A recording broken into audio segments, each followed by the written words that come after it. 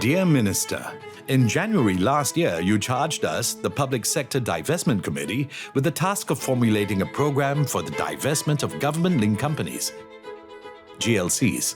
If you go back in time, there was a committee set up actually to look at really streamlining and running the government companies better. When I talk about transforming companies, you can't do that without slicing and dicing. At that time, there were like 600 companies. They weren't in Temasek, they were all over. From the perspective of Temasek's investments, I think Temasek played a catalytic role. But I would say it's a beyond catalytic role in developing new industries. They asked me then, at the time of creation, 1974, what it would be like in 50 years' time. I would never have dreamt this would be the result.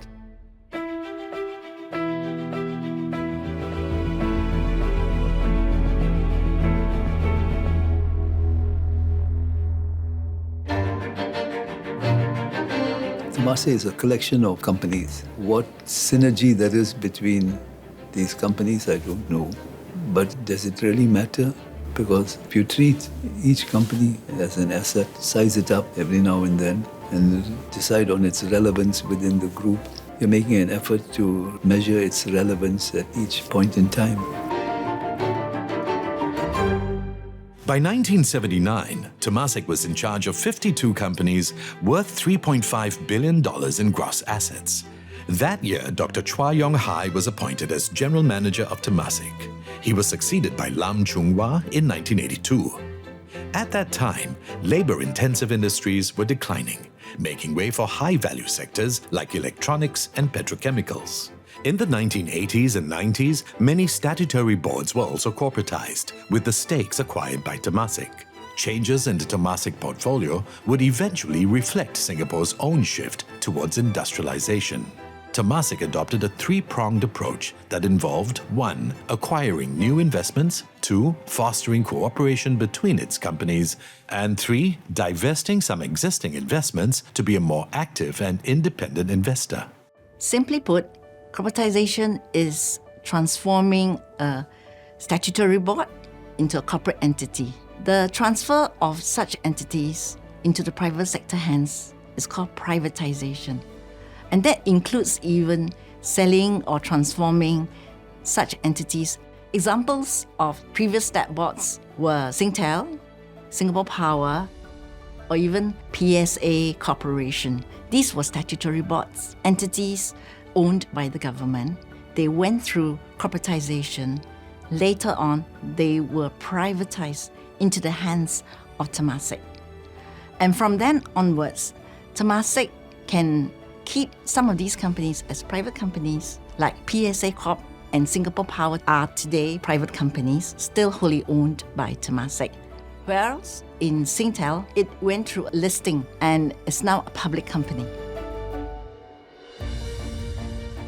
Well, this goes across all the companies. We didn't single out anyone. For example, we required our non-listed company as much as possible follow the requirements of the listed companies. That means the stock exchange requirement for listed company in terms of board composition, in terms of the composition of the audit committee.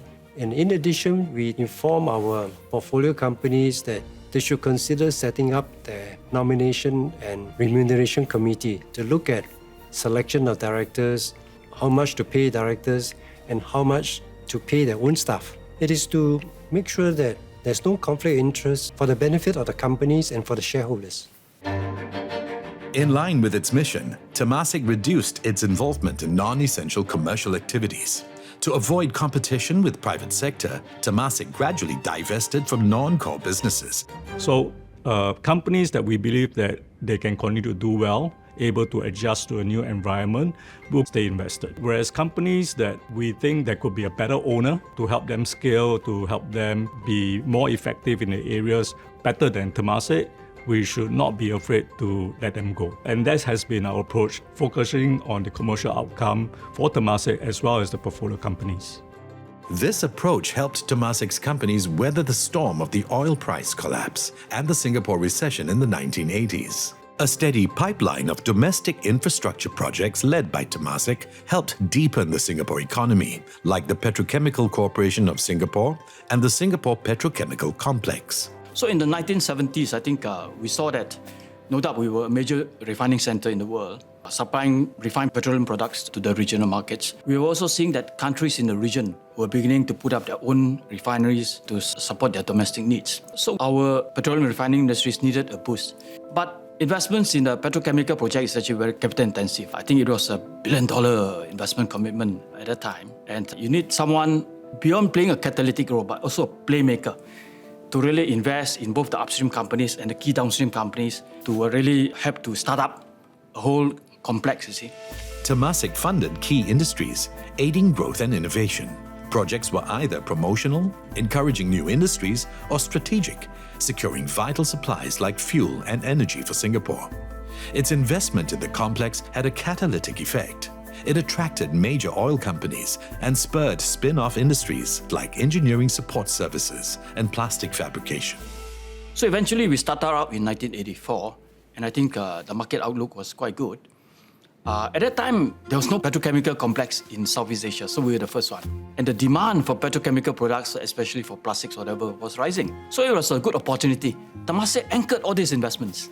It was not a small thing for Temasek then because it was less than 10 years old. And $1 billion car projects actually is quite a risky thing for Temasek then, you know.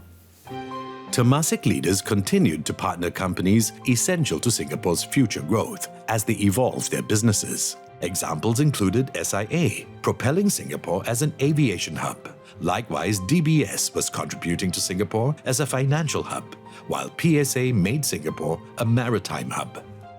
Sometimes it's not so easy to say where policy starts or ends and management takes over. So you've got to go into the specifics of each relationship between Temasek and the individual companies. By the time Lee Ek Tieng took over the chairmanship from Pillay in 1987, Temasek had grown in numbers and confidence. Just as the Singapore government was looking to broaden the Singapore capital market, Temasek portfolio companies also had a role to play. One example was Singtel. The ST shares and ST100 shares have hit the market. And there was record trading volumes and values. On 1st November 1993, Singtel shares traded for the first time on the Stock Exchange of Singapore. The IPO was a massive undertaking, breaking new ground for both Singapore and Temasek. With a share capital of 15.25 billion shares and a market capitalization of 60 billion Singapore dollars at the time, Singtel became the largest company on the exchange.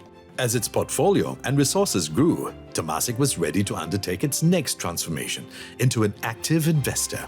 In 1995, Chairman Lee Ek Tieng appointed Kwek Po Huat from listed ST Aerospace as president of Temasek. As its first chief from the private sector, Kwek's business mindset shaped Temasek's new direction. Recruiting talented individuals from the private sector intensified further when S. Dhanabalan assumed the role of chairman a year later. Now, one of the first things that Mr. Dhanabalan did as chairman was to refresh Temasek's governance approach and broaden its talent pool beyond the civil service. And this in part was spurred by a remark by somebody in the finance ministry to a new Temasek employee when he said, "Oh, so you are joining us." And that conflicted with what Mr.